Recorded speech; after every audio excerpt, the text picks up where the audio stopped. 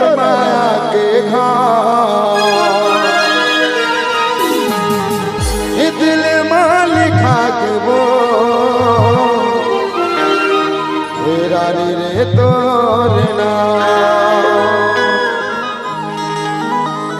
ये अंतिम छत्तीसगढ़ी की संगवारियों का पंथी गाना गा के बनता है, ठीक है ना? आप आपकी फरमाइश पूरा कर रहे हैं। चलिए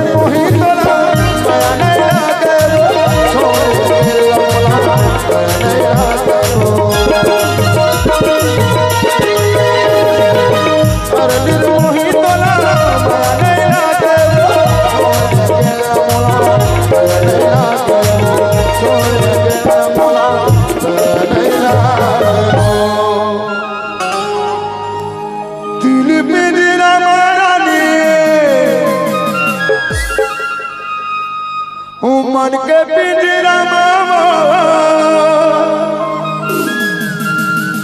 अरे धधा के तोर माया के घाव